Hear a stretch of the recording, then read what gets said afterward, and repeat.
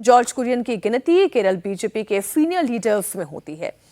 1980 में ही जनता दल छोड़कर वो बीजेपी में शामिल हो गए थे और राष्ट्रीय अल्पसंख्यक आयोग के उपाध्यक्ष भी रह चुके हैं। लेकिन जॉर्ज कुरियन के इस्तीफे के साथ साथ अब एक सवाल ये है कि अगला चेहरा कौन होगा।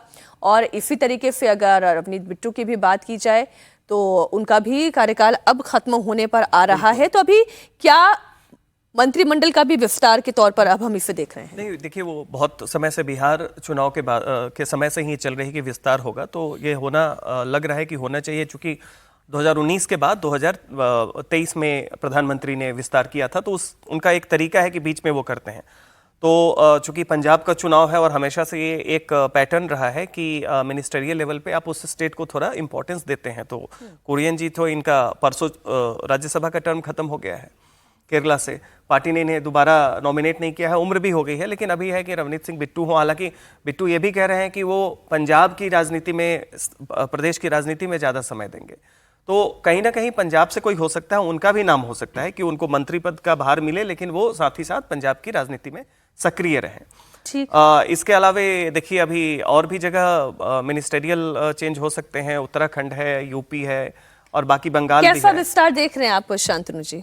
देखिए, भाजपा बड़ी पार्टी है, कई प्रदेशों में उसका प्रेजेंस है और राजनीति भी हर राजनीतिक व्यक्ति के लिए करियर भी है।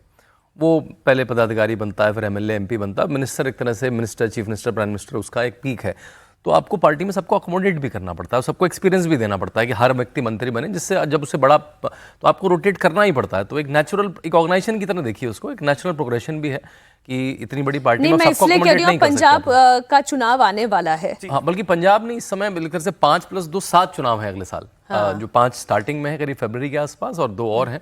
तो जैसा सज्जन भाई ने कहा, उनके लोगों को एक तरबियत मिलेगी। इसमें एक और है कि कोई बड़ा चेहरा शायद न बदले, बड़े चेहरे में मतलब कि जैसे कि लोग कह रहे हैं गडकरी जी का बात आ रहा है, राजनाथ जी काफी सीनियर है, उस तरीके से और भी लोग हैं, तो उस स्तर पे नहीं हो रहा है। लेकिन जो उसके बाद जो मिनिस्टर्स हैं जो कि अलग अलग स्टेट से आते हैं, उस लिहाज में देखिए असम है, बंगाल है और आने वाले में पंजाब का है, उत्तर प्रदेश है, और जैसा ये बता रहे थे कि उसके अलावा गुजरात का भी चुनाव होने वाला है अगले वर्ष, जो साल के अंत तक होता है। तो उस तरीके से आप देखिए हिमाचल का भी है। लेकिन मुझे लग रहा है कि पंजाब पे जिस तरीके से है सरकार का, सब बीजेपी का सबसे ज्यादा उसमें सक्रियता दिख रहा है, क्योंकि उन्हें लग रहा है कि एक फ्रंटियर स्टेट है, जो बॉर्डर स्टेट जिसे आप कहते हैं निश्चित तौर पे, और जहां पे बीजेपी अपने दम पे अभी तक नहीं आ पाई है, कोशिश जरूर ये कर रहे हैं। एक चीज आप देखेंगे, जैसे पंकज चौधरी जी, भाजपा में आपको मंत्री और पद साथ में नहीं, पार्टी का पद। पंकज चौधरी उत्तर प्रदेश के अध्यक्ष बन चुके हैं, अब वो इस समय एमओएस फाइनेंस हैं। तो ऐसे भी आपको 1-2 केसेस दिखेंगे, कुछ कॉम्बिनेशन दिख सकते हैं। तो उनको हटाया जाएगा क्योंकि अब वो मंत्री नहीं रह पाएंगे लंबे समय तक, तो वहां पे भी एक पगडंडित होगा। बात महाराष्ट्र की कर ले। महाराष्ट्र में शिवसेना उद्धव गुट को एक और झटका लगा है। शिवसेना यूबीटी के चीफ उद्धव ठाकरे ने सोमवार को पार्टी विधायकों की मीटिंग बुलाई थी, लेकिन बैठक में 3 विधायक और 1 एमएलसी नहीं पहुंचे। उद्धव की शिवसेना के पास 20 एमएलए और 6 एमएलसी यानी कि कुल 26 विधायक हैं। सोमवार की मीटिंग में 22 विधायक ही आए। मीटिंग से विधायकों के गायब होने पर उद्धव की पार्टी के नेताओं का कहना है कि इन विधायकों ने पहले ही बता दिया था कि वो मीटिंग में नहीं पहुंच पाएंगे। लेकिन उद्धव गुट के लिए मुश्किल ये है कि 9 में से 6 सांसद अब शिंदे सेना में शामिल हो गए हैं। डिप्टी सीएम एकनाथ शिंदे की मौजूदगी में बागी सांसद शिवसैनिक शिंदे वाले सैनिक हो गए हैं। इस मौके पर एकनाथ शिंदे ने उद्धव और उनके पार्टी के नेताओं को नसीहत भी दी। उन्होंने कहा कि उद्धव की पार्टी के नेता गाली गलौज कम करें, क्योंकि वो जितनी गाली देंगे उनकी पार्टी उतनी ही ज्यादा तेजी से डूबेगी।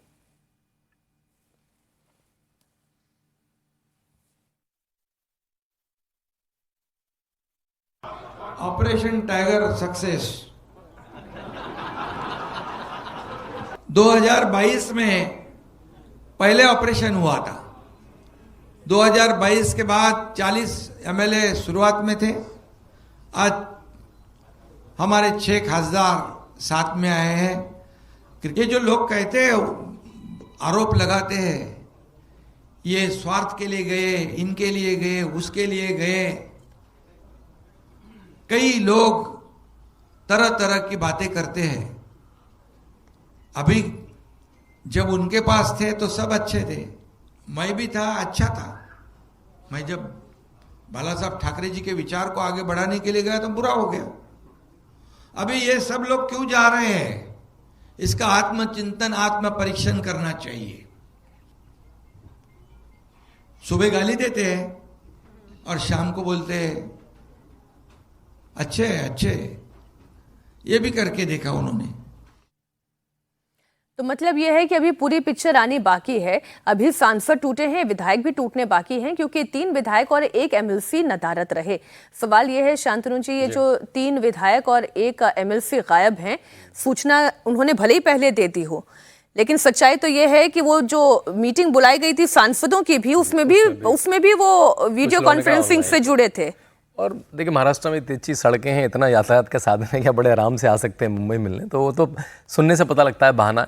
इसमें 2 स्तर पे मैं बात करूंगा। एक तो इसमें हम मोरालिटी अटैच करते हैं बहुत, अरे ये कैसे हो सकता है, आप उस पार्टी से लड़े थे। मेरे ख्याल से इसमें मोरालिटी हटा देनी चाहिए। भाई अगर कानून है, अगर जो भी तरीका है, 2/3 है, आप दल के साथ मिल सकते हैं, इंडिविजुअल, वो कानूनी पेज है और आराम से दूसरी पार्टी जाएगी भी। तो जब तक जो कानून है और को उसका कोई फॉलो करके अगर दूसरी पार्टी में जा रहा है तो उसमें मेरे ख्याल से कोई मॉरलिटी नहीं है। क्योंकि देखिए, कोई छोड़ता क्यों है? अगर उसको, जैसे मैंने पहले कहा, उसको वहां पे अपना भविष्य नहीं दिख रहा है, उसे लगना तो ये चुनाव जीत पाएंगे ना मेरा कुछ कर पाएंगे। और खासकर शिवसेना के साथ तो ये है कि भाई उन्होंने उसका विचार ही छोड़ दिया। मैं तो ये सरप्राइज बार बार रहता हूँ कि आज तक यूबीटी बनी कैसे है। अगर मुझे यूबीटी को वोट देना है तो मैं कांग्रेस को वोट दूंगा। बचा क्या है? आप हिंदू हृदय सम्राट की पार्टी थे, अब आप में हिंदू सम्राट पता नहीं, आपके पोस्टर उर्दू में लगे होते हैं मुंबई में, जो देख के आप बाला साहब ठाकरे का चेहरा और उर्दू में हरे कलर का पोस्टर, वो कहीं से मैच ही नहीं करता है। तो जो उसका जो वोटर है वो उसका वोटर बचा ही नहीं है। और आपके पास गुल्लू था, सत्ता वो भी चली गई। तो आपके पास क्यों रहा? आपकी सत्ता थी मुंबई म्युनिसिपल कॉर्पोरेशन, वो भी चली गई आपके पास। तो शिवसेना में रहने का, यूबीटी में रहने का मुझे कोई कारण किसी व्यक्ति के लिए नहीं दिखता। तो ये जो अभी 3 विधायक हैं, ये बढ़कर और आगे जा सकते हैं? बिल्कुल वही लग रहा है। जिस तरह की पद्धति देखिए, जैसा कि सांसदों ने भी जो बाद में चले गए शिंदे गट के साथ, तो उन्होंने भी पहले बताया कि हमारे पास बोनाफाइड रीजन्स है, किसी के बेटे की शादी है, कोई अपने क्षेत्र में चुनाव कार्यों में व्यस्त है, सब कुछ है।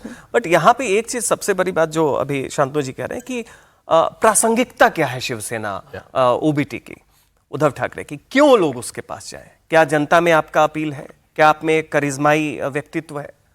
आपकी पार्टी के पास कुछ ऐसी नीति है कि आप लोग को लगता है कि आगे आप विचार और धारा तो दोनों को ही, विचार चला गया कांग्रेस की तरफ और धारा बिल्कुल मुंबई इलेक्शन में बीएमसी में चली गई है।